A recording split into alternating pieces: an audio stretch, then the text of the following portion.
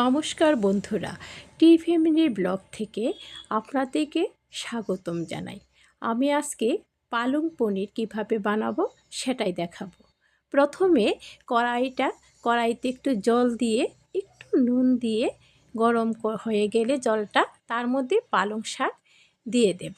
পালং শাকগুলি একটু হয়ে আসলে একটা বাটিতে তুলে নেব আর একটু ঠান্ডা জল দিয়ে দেব।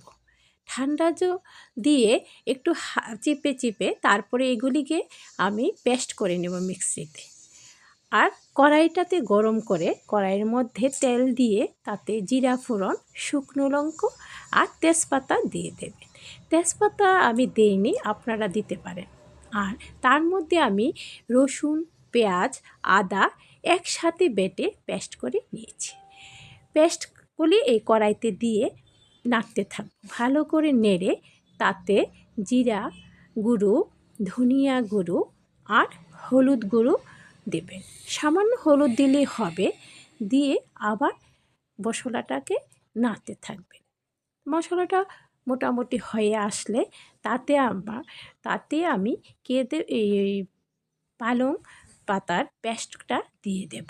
আর এটার মধ্যে পেস্টটা দিয়ে আবার নাড়তে থাকবো, ভালোভাবে নেড়ে তার মধ্যে আমি পনিরটা দিয়ে দেব।